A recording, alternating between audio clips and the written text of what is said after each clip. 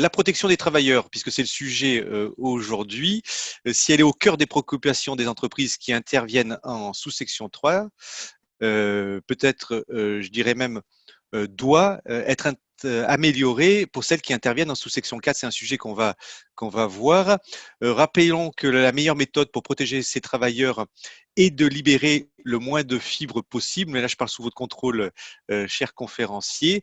Il faut ensuite réfléchir aux protections collectives et puis individuelles, sans oublier les formations aux EPI, la gestion des consommables et du matériel. Mais ça, c'est des sujets que nous allons voir. Alors, c'est donc une véritable réflexion et surtout des actions que les entreprises, les maîtres d'ouvrage, il ne faut pas les oublier, et les maîtres d'œuvre doivent mener pour protéger les travailleurs. Voilà, un beau programme de conférence pour aujourd'hui. Donc, j'accueille sans plus tarder, oui, on va faire peut-être un petit tour de table.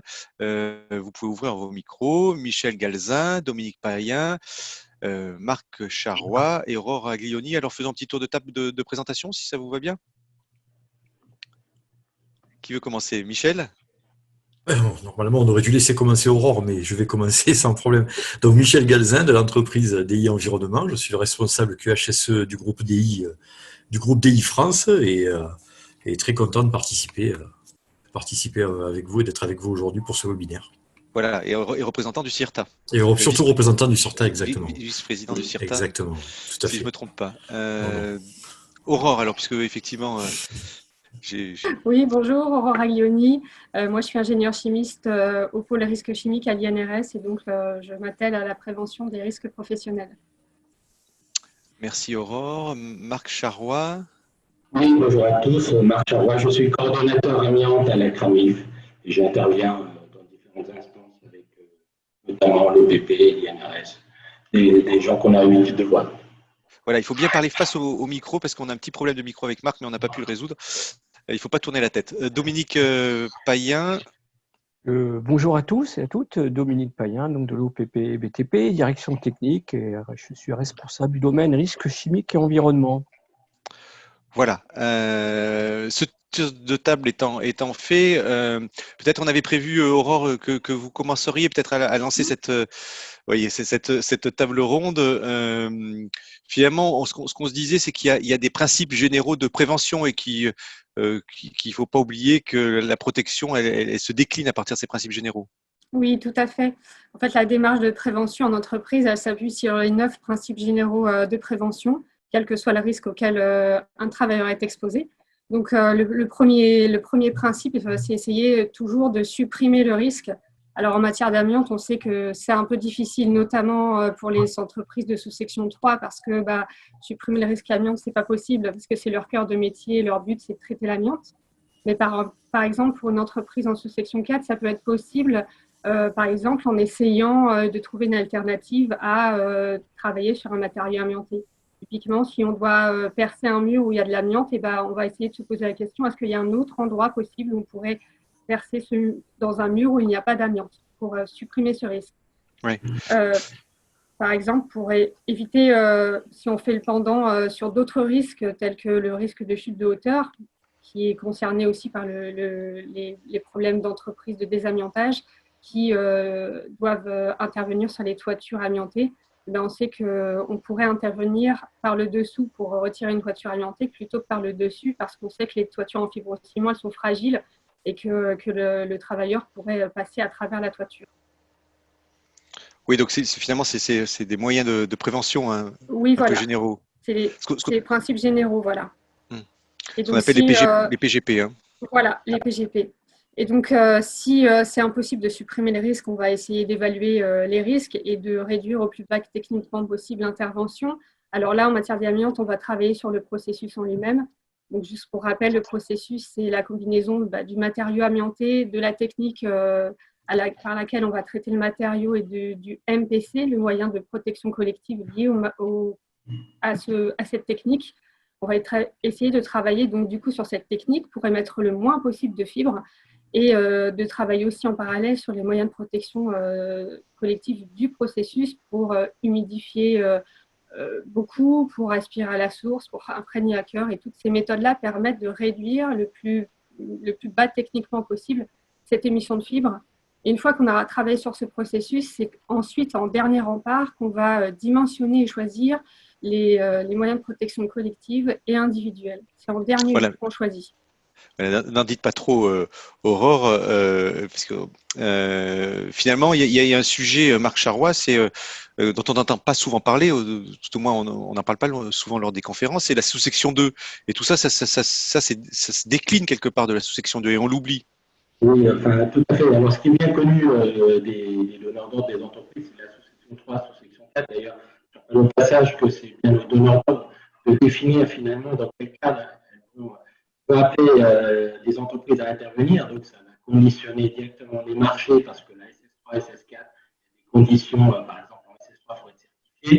En SS4, il n'y a pas besoin de certification, mais il faut à minima former ces opérateurs selon un cadre réglementaire strict, mais c'est bien la sous-section 2 qui définit les niveaux qui détermine les moyens de protection à mettre en œuvre. Ces moyens de protection à mettre en œuvre vont être directement conditionnés par les niveaux d'empoussièrement. Donc il faut bien avoir à l'esprit que de toute façon, que l'on soit en sous-section 3 ou en sous-section 4, les moyens de protection vont dépendre du niveau d'empoussièrement et tout ça est défini dans la sous-section. Oui, il y a un son qui est pas très très bon, mais on va faire avec Marc. D'ailleurs, nous fait remarquer Frédéric, qui nous fait remarquer. Quand on suit cette logique-là, finalement, peut-être on peut rappeler Dominique pour l'OPPBTP les arrêtés aujourd'hui qui sont en place et ces modifications qui a eu lieu sur la VLEP. Tout à fait. Alors, en fait, ces arrêtés datent un petit peu puisqu'ils ont été publiés en 2013, l'arrêté protection collective et l'arrêté EPI, suite au décret de 2012 qui avait profondément revu la réglementation amiante. Et notamment 2 arrêtés qui nous concernent aujourd'hui par rapport à la thématique protection des salariés. Donc, la protection collective, donc c'est l'arrêté du 8 avril 2013, donc moyen de protection collective, et l'arrêté EPI, donc du 7 mars 2013. Alors, ces 2 arrêtés vont relativement loin dans les obligations de moyens. On sait que, de manière générale, l'employeur a une obligation de résultat, mais que pour l'amiante, on va beaucoup plus loin que ça, puisque des moyens sont imposés en fonction des niveaux d'empoussièrement attendus ou mesurés sur les chantiers, notamment pour les MPC, protection collective, et pour les EPI.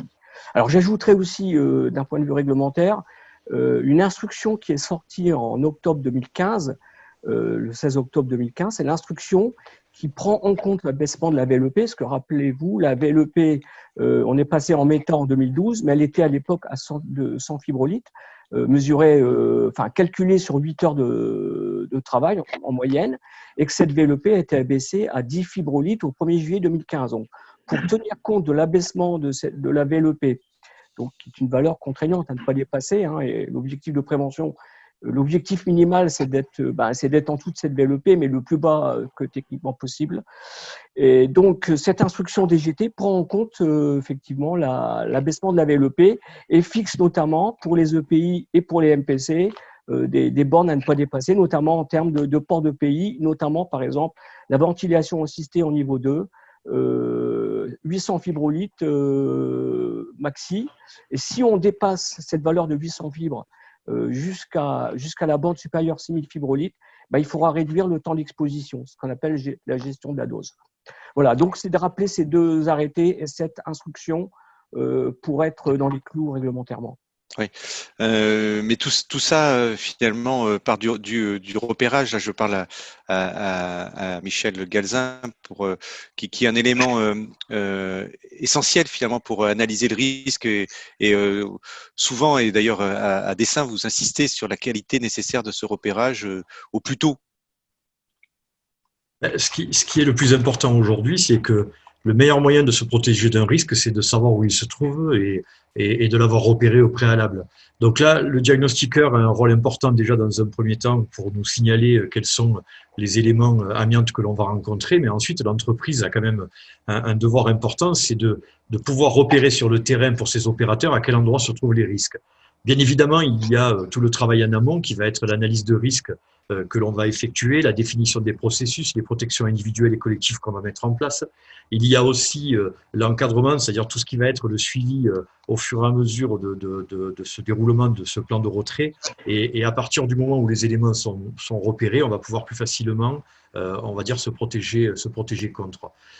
C'est quand même c'est important. Cette notion d'analyse de risque, en fin de compte, on a tendance à un petit peu à moins la prendre en compte et moins être sérieux dedans parce que on part du principe qu'à partir du moment où on a un processus que l'on connaît, l'entreprise se dit bon ben ça va, c'est un processus que l'on connaît, donc on va y aller et on va peut-être éventuellement pas trop se focaliser dessus. Ben, je pense que c'est un tort parce que chaque situation est différente d'une autre et en fonction, on va dire, de la façon dont a été positionné le risque, dont a été positionné l'amiante, la méthode que l'on va utiliser, les MPC qu'on va mettre en place, ben, à ce moment-là, là, il est important de bien en tenir compte et de bien surtout le tracer en analyse. Repérer, en fin de compte, bien repérer les éléments, c'est déjà avoir fait un grand pas dans la protection des personnes. Ouais. D'ailleurs, au niveau des NRS, je crois savoir, vous avez sorti un guide. On peut parler aussi de bilan aérolique. Hein. Oui, tout à fait. Donc, quand on parle d'amiante, c'est vrai que tout ce qui est MPC, on pense souvent au confinement. Hein. Ça permet donc de protéger le milieu extérieur d'une possible pollution en fibre d'amiante parce que c'est une barrière physique entre la zone confinée et l'extérieur. Mais ça permet aussi, ce confinement, de protéger à l'intérieur les salariés qui vont traiter l'amiante parce que ce sera un flux d'air qui sera maîtrisé. On va essayer de ne pas avoir de zones mortes, de zones aéroliques mortes. Et donc, en fait, la mise en place d'un confinement et surtout d'un confinement dynamique avec un flux d'air maîtrisé, bah, ça ne se fait pas comme ça, on ne l'improvise pas et on doit suivre une démarche qui s'appelle le bilan aérolique. Effectivement, on a une brochure sur le sujet qui permet donc à toutes les entreprises qui veulent mettre en place un confinement et un bilan aérolique de pouvoir suivre les étapes pour le mettre correctement en place. C'est la brochure ED 6307 que je vais pouvoir vous mettre le lien en commentaire si les gens sont intéressés pour pouvoir y accéder. Ah ben oui, avec grand plaisir, Aurore, mettez-le en partage et puis on va même également le glisser dans le kiosque, comme ça tout le monde pourra en profiter. Sur cet aspect aérolique, mais là on est sur des protections collectives, finalement, c'est une contrainte qui est plus légère d'avoir des protections collectives de qualité, finalement, c'est moins contraignant que des protections individuelles. Marc? Et alors, ce qu'on peut dire, c'est qu'une protection individuelle, j'espère que le son est meilleur maintenant, elle est souvent portée. On porte un casque, on porte une combinaison, on porte des gants. Donc, quand on parle de porter des équipements, ça viendra en complément des équipements de travail qui sont nécessaires pour réaliser la tâche. Ça veut dire que, comme on est tous humains, on va essayer de s'affranchir peut-être de contraintes, puisque c'est une contrainte de porter un équipement.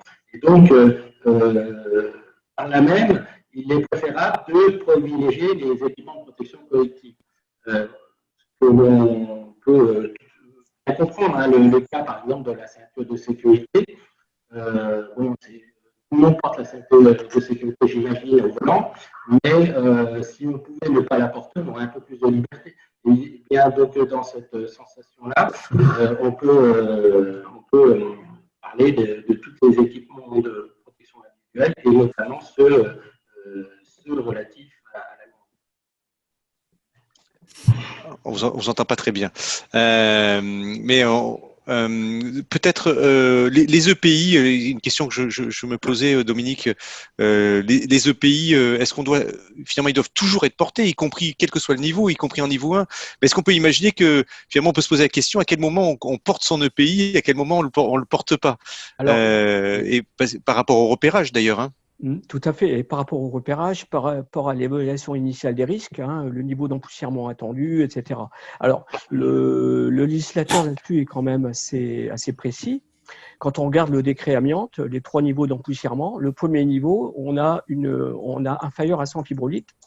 Donc, il n'y a pas de borne inférieure. Donc, ça veut dire que dès lors qu'on est en dessous de 100 fibrolitres, quel que soit le niveau d'empoussièrement en dessous de cette valeur, donc on porte des EPI. Alors, même si l'arrêté EPI apporte une certaine nuance, c'est ce que je viens de dire, donc il faut bien voir comprendre que l'EPI, et notamment l'appareil de protection respiratoire, est le dernier rempart par rapport à l'inhalation des fibres d'amiante. Alors, même si en amont, on a mis en œuvre tout ce qu'il faut en matière de maîtrise de l'empoussièrement, d'aspiration de la source, de rabattage des fibres, etc., il y a le risque résiduel qui demeure, et donc le port des EPI et notamment de l'APR sert à gérer le risque résiduel. Et comme on est en face d'un cancérogène à effet sans seuil sanitaire, il y a des seuils réglementaires, mais il n'y a pas de seuil sanitaire, donc on porte des EPI, y compris pour les niveaux très faibles d'empoussièrement, de quelques fibrolites, en tout cas en dessous du seuil santé publique. Voilà, c'est un petit peu la chose qu'on peut dire, même si, je disais tout à l'heure, l'arrêté EPI apporte une certaine, peut-être une petite confusion à ce niveau-là. Oui, comment est-ce qu'on peut éviter, Michel, le risque au maximum? On peut se poser la question, il y a des moments où la veille, personne ne portait d'EPI, puis le lendemain, il y a des personnes qui arrivent et qui portent les EPI presque. Ce qui est important aujourd'hui, c'est que la première des choses que doit faire une entreprise, c'est dans le classement de ses processus, favoriser toujours le processus le moins empoussiérant. Ça veut dire que on peut tout faire dans une entreprise. On peut faire du sablage, on peut faire du grenaillage, on peut faire du ponçage, on peut faire du burinage. Pour un seul produit, il peut y avoir des méthodes d'intervention qui sont totalement différentes. Ben, je pense que le principal au travers d'une entreprise, c'est que dans un premier temps, dans le classement des processus, c'est de classer les processus par ordre d'importance d'empoussièrement. Et ensuite, favoriser systématiquement la méthode qui va être la moins émissive. Je sais que c'est pas évident parce que des fois, ça le permet pas, mais c'est quand même là quelque chose d'important. C'est un élément qui va permettre déjà dans un premier temps de partir sur une base d'un empoussièrement bas. Et le fait déjà de partir dans une base d'un empoussièrement bas, on favorise principalement, on favorise la protection de l'opérateur. Ensuite, dans les méthodes, il y a d'autres méthodes. Par exemple, le fait de découper de part et d'autre un conduit, le fait de pouvoir aujourd'hui protéger, fixer l'amiante avant de la retirer, ça va aussi favoriser principalement à faire en sorte de protéger les opérateurs. Mais il n'y a pas que ça. Il y a aussi un élément qui est important et qui aujourd'hui au niveau du CIRTA fait partie intégrante de ce que l'on va œuvrer dans le futur. C'est que faire en sorte que les donneurs d'ordre puissent précisément prendre des entreprises dont le retrait que eux ont prévu dans leur chantier soit la compétence prioritaire. Ça veut dire que effectivement aujourd'hui se retrouver dans le cadre où on va demander à un désamianteur d'effectuer un déflocage alors que cette personne n'a peut-être pas ou cette entreprise n'a peut-être pas les compétences pour le faire, c'est aussi une des priorités pour protéger les opérateurs. On va parler à ce moment-là, on va y venir sûrement bientôt, c'est le cadre de la certification principalement, sur lequel on souhaiterait que la certification aille beaucoup plus vers une certification de métier, c'est-à-dire que les désamianteurs, la certification pour les désamianteurs soit une certification de désamianteur et qu'il y ait accessoirement une certification qui porterait sur le risque rajouté à un métier existant. Et je pense qu'à partir de là, les donneurs d'ordre auraient beaucoup plus facilement le choix de dire que l'entreprise qu'ils vont mettre en œuvre et donc le risque qu'ils vont à un moment donné mettre sur le tapis pour cette entreprise est donné à une entreprise qui maîtrise le geste et qui maîtrise la méthode. Oui, alors ça, je voyais Dominique qui soulevait les sourcils, mais finalement, ce que vous appelez de vos voeux au CIRTA, il y a d'autres syndicats aussi mais complètement, on n'est pas les seuls. Le CEDRE est, je crois, aligné Exactement. aussi sur ce point de vue. Exactement. Est-ce que demain on peut imaginer que il y aura il y aura pas que la certification SS3 pour aller un peu vite, il y aura des certifications en fonction des types de métiers. Est-ce que au niveau de l'OPPTP, c'est quelque chose que vous poussez aussi? Alors, c'est vrai que là, je dirais que c'est le domaine de la DGT, de voir ce qu'il est nécessaire de faire à l'avenir pour améliorer la prévention pour ce type de chantier.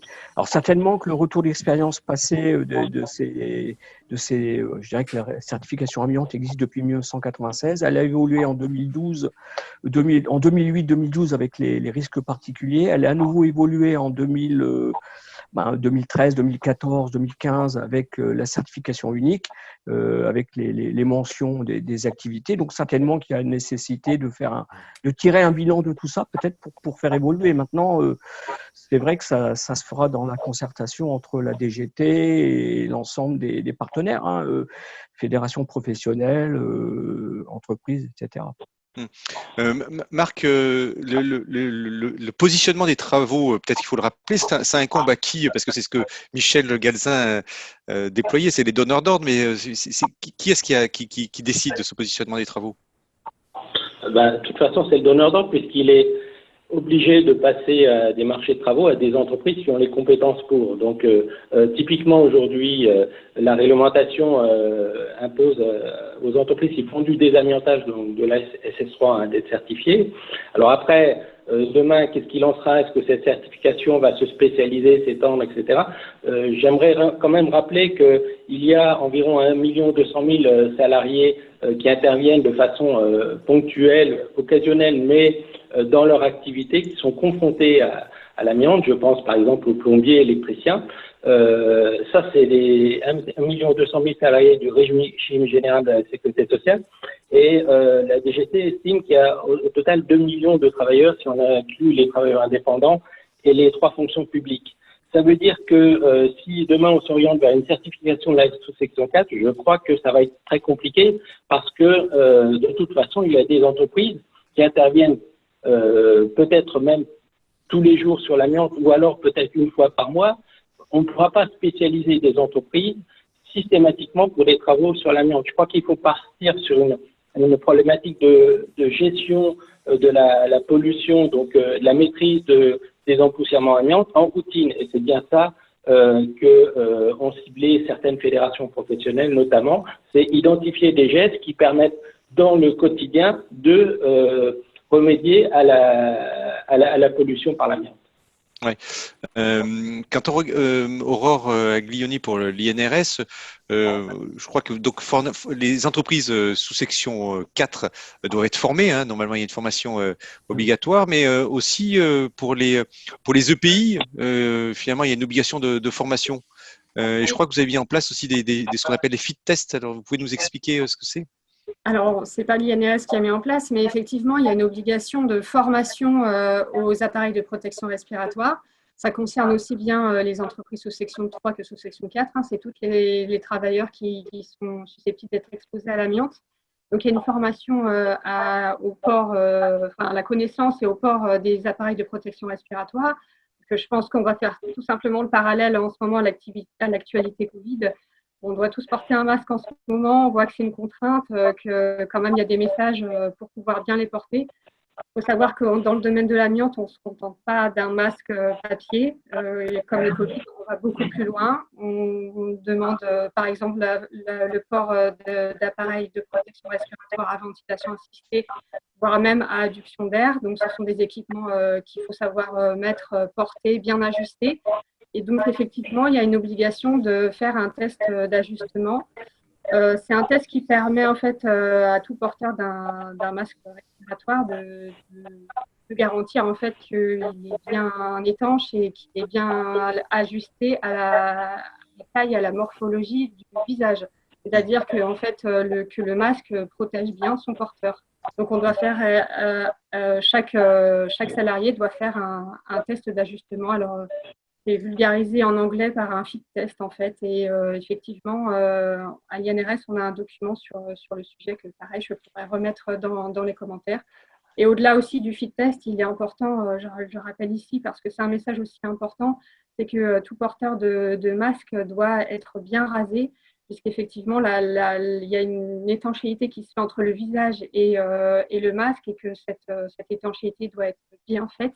Et que le fait de porter une barbe ou des lunettes ou des cicatrices ou autre chose, ça peut jouer sur l'étanchéité. Et donc, au final, ça peut ne pas garantir une bonne protection du salarié. Oui, vous ne le dites pas pour moi, pour raser, mais dites-moi, sur les masques, donc la formation, c'est pour tout type de masque finalement, si je veux bien comprendre, c'est-à-dire que même le premier niveau de masque, on est concerné par la formation.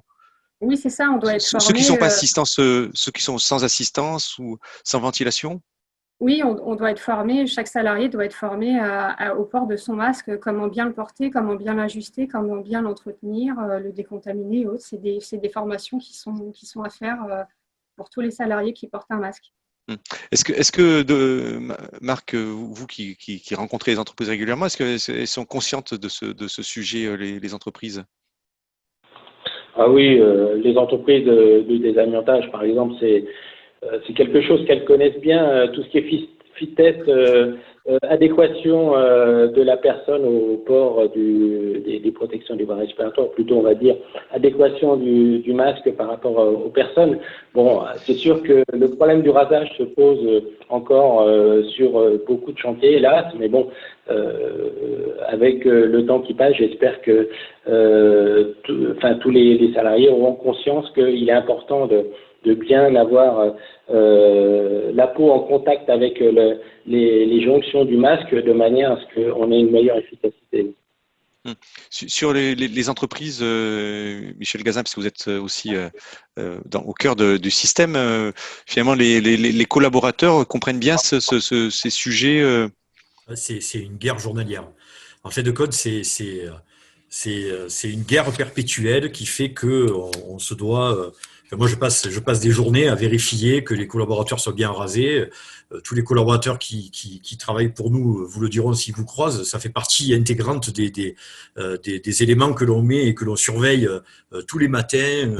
Dès qu'on se présente sur un chantier en visite, si une personne n'est pas rasée, même si elle n'a pas été, même si elle ne doit pas au jour même rentrer en zone, elle peut à tout moment être appelée pour pouvoir donner un coup de main sur un chantier. La partie rasage fait partie intégrante des éléments qui sont contrôlés journalièrement sur nos chantiers. Et croyez-moi que c'est pas évident, hein, parce qu'aujourd'hui la culture de la barbe est présente et c'est vraiment pas évident, mais par contre, les collaborateurs le comprennent parce qu'ils savent que ça va de leur santé au préalable, hein, c'est le port de leur masque. Et puis, on leur apporte la preuve. Hein, on fait nous-mêmes les fit tests en interne, hein, c'est-à-dire qu'on s'est équipé, on s'est formé. Et rien que le fait de montrer à un opérateur la différence entre quelqu'un qui n'est pas rasé et quelqu'un qui est rasé, je peux vous garantir qu'après, ça les fait réfléchir. Et là-dessus, on arrive à leur faire comprendre. Mais il faut rien lâcher. C'est vraiment l'élément important de la protection respiratoire. Et je dis bien quel que soit le masque, que ce soit de la ventilation assistée, que ce soit de l'adduction d'air, quel que soit le masque, il faut impérativement que l'opérateur soit rasé. Et je précise depuis moins de 8 heures, ça veut dire qu'il doit être rasé le jour même, quoi. Parce que même le rasage de la veille peut influencer le port d'un masque. Ah ouais, tout à fait. Ouais. Bien, j'ai compris le message. Donc, en tout cas, si je vais sur des chantiers de désamiantage, et bien entendu, c'est pour la sécurité et la santé des collaborateurs. Alors, on va prendre quelques questions là du public. Il y en a une que je ne peux pas ne pas vous poser. C'est finalement, on a parlé certification. Là, on a ouvert Michel Galzin, un sujet qui est un puissant fond. On pourrait faire d'ailleurs une conférence rien que sur ce sujet-là. Je pense ça le mériterait parce que finalement c'est une vraie aussi sujet de montée en compétence, hein, des opérateurs, et ça c'est pour la sécurité de tous. Donc est-ce que on peut imaginer quel type de segmentation on pourrait imaginer sans trop aller de l'avant, parce que j'imagine il n'y a pas encore vraiment de travaux qui sont engagés sur ce sujet, ou peut-être il y a du travail qui a été fait, hein, par les syndicats. Vous l'avez dit tout à l'heure, hein, le CIRTA, le CEDRE, on a déjà travaillé là-dessus.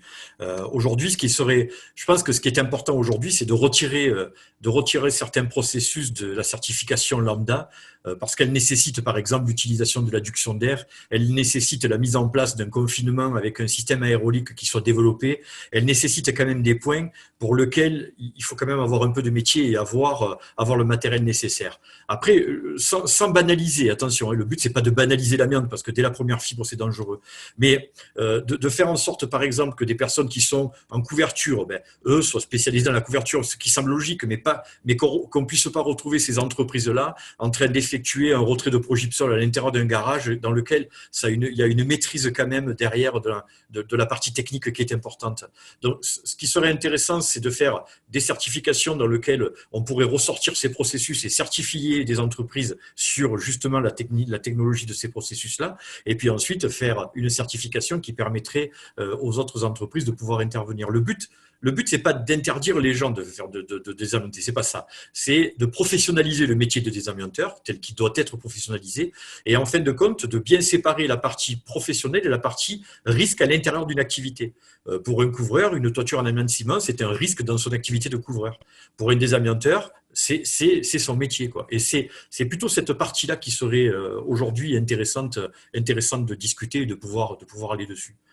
Oui, donc on peut imaginer peut-être 2-3 niveaux, pas Voilà, c'est plus. ça. Ouais. En tout cas, Non, pas ça plus. va pas être une dizaine, Non, non, ou non, une non, quinzaine. non, non. C'est 2-3 niveaux. Est-ce que Marc Charrois, on voit dans les entreprises des fois un peu pour certaines la tentation d'aller sur ce que décrivait Michel Galzin, d'aller sur des métiers qui sont pas complètement maîtrisés, donc sur lesquels les protections, puisque c'est le sujet dont on parle, les protections collectives ou individuelles seraient les techniques sont pas complètement maîtrisées au sein de l'entreprise. Oui, là où je rejoins Michel, effectivement, c'est que il y a sur des chantiers de désamiantage des entreprises qui se positionnent alors qu'elles n'ont pas forcément la maîtrise de la technique. L'exemple, effectivement, d'une entreprise qui est spécialisée en couverture, c'est un couvreur, il est certifié parce qu'il fait du démontage préalable à ces chantiers de pose de nouvelles couvertures, il fait du désamiantage, donc il est certifié. C'est vrai qu'un couvreur qui va prendre un marché, par exemple, de retrait de dalles de sol en intérieur, c'est pas les mêmes techniques, c'est pas les mêmes empoussièrements. Il y a une maîtrise nécessaire. Je dis pas que les entreprises n'y arriveraient pas. Elles peuvent monter en compétence. Cela dit, c'est vrai que ce sont des métiers particuliers. Maintenant, dans la certification, il existe aussi des secteurs d'activité aujourd'hui qui ne sont pas exploités. Pourquoi? Parce que ils sont pas dans le scope directement de la certification. C'est-à-dire que c'est une information sur le certificat détenues par les entreprises certifiées, comme quoi elles interviennent en ouvrage extérieur, en ouvrage intérieur, sur des installations physiques, etc. Mais ça, ce n'est pas un critère, disons, qui va déclencher même des audits. Ce n'est pas un critère qui est pris en considération directement pour estimer les capacités des entreprises. Peut-être qu'il faudrait déjà commencer par là. Je ne sais pas, bon, le CIRCA, j'ai entendu ce que disait Michel, pourquoi pas faire une spécialisation des certifications, mais bon, à mon avis, on devrait déjà travailler sur les secteurs d'activité et puis conditionner les certifications par rapport à ces secteurs d'activité. C'est complètement possible. Si on essaye, j'avais deux questions pour Dominique Payen pour l'OPPBTP. Je crois savoir que vous avez mis à jour encore le guide de reprise d'activité qui est lié au Covid 19. Et puis la deuxième question, c'est est-ce qu'il y a des travaux réglementaires sur lesquels, sur ces sujets qui sont aujourd'hui protection individuelle et collective, sur lesquels vous travaillez?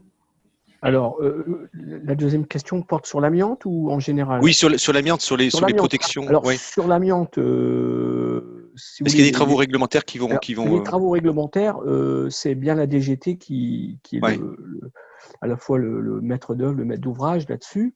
Donc là, moi, je n'ai pas d'informations précises sur ce qui va se passer. Bon, déjà, je pense qu'il faut bien ingurgiter toute la réglementation qui a changé en 2012, 2013, même si un retour d'expérience sera certainement fait par la DGT.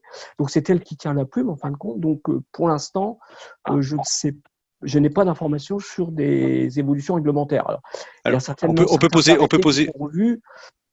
Je pense à l'arrêté formation qui sera peut-être revu d'ici quelques temps. Peut-être les arrêtés techniques, le décret, les niveaux d'empoussièrement. Enfin, on peut effectivement émettre plusieurs hypothèses, mais c'est quand même la DGT qui tient la plume à ce niveau-là et qui éventuellement fera des propositions. Mais je pense que les organisations professionnelles représentatives du désamiantage, notamment le CIRTEL Cèdre, qui sont force de proposition, donc toutes leurs actions vont dans le bon sens et j'espère que la DGT aussi reprendra certaines de ces propositions. Oui. Aurore, il y a des sujets sur lesquels vous faites de la recherche aussi. Vous êtes en amont sur ces sujets-là. Est-ce qu'il y a des sujets que vous allez pousser aussi pour changer la réglementation? Alors non, pas actuellement. Là, en ce moment, sur le travail qu'on effectue, c'est de remettre à jour des brochures ou proposer des guides de prévention sur le sujet amiante. Là, on révise le guide de prévention EED 6091, c'est un gros pavé, c'est le document sur la sous-section 3.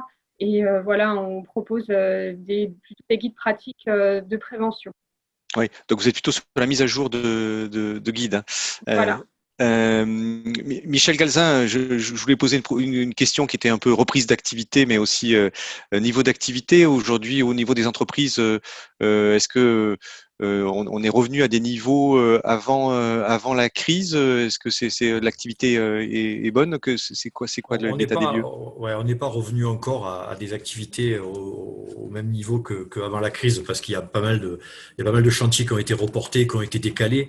Habituellement, la période de crise et la période qui suit est une période dans laquelle on effectue des travaux dans les écoles, dans les bâtiments qui sont libérés l'été. Et en l'occurrence, là, il y a eu pas mal de Ah difficultés oui. pour pouvoir les faire, donc ça a été plus ou moins reporté.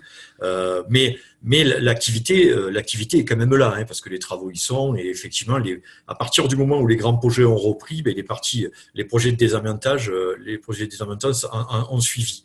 Mais c'est quand même pas évident, quoi. C'est quand même pas évident parce que les gens, tout le monde on ne sait pas réellement ce qui va se passer d'ici la fin de l'année, donc voilà. Nous, pour la plupart, je pense qu'on a repris, on doit être à peu près à 50-60% maxi de l'activité telle qu'elle aurait dû avoir lieu au mois de septembre. Bon, voilà, mais on sent que petit à petit ça monte et puis on espère que ça va continuer jusqu'à la fin de l'année, quoi, tout Hmm. simplement. Oui, effectivement, tous les bâtiments publics qui peuvent être C'est ça, libérés par la période d'été n'ont pas pu être traités, hein, c'est effectivement. ça, tout à fait. Ouais. Ça a été reporté, ouais. Bon, et on peut pas avoir de nos voeux qu'il y ait le Covid qui ferme les écoles pour pouvoir faire du désamiantage. Il vaut mieux Non, qu'on non, non. continue Ouais, tout à avec fait. un risque sanitaire le plus léger possible. Ouais. Voilà, je crois qu'on a fait à peu près le tour de la question. Il me reste plus qu'à vous remercier pour Michel Galzin, pour le Merci. CIRTAD, Dominique Payen pour le PPBTP, Marc Charrois pour la CRAMIF et Aurore Aglioni pour l'INRS. Aurore, d'ailleurs, vous nous avez partagé quelques documents qu'on va mettre en ligne Oui. dans le kiosque. C'est toujours un grand plaisir de vous avoir et je crois qu'on a bien introduit ce sujet des protections individuelles et collectives. Peut-être si j'avais un mot de résumé, c'est-à-dire qu'il vaut mieux limiter le plus possible l'empoussièrement et c'est le premier travail à faire avant toute chose. Voilà, merci à vous.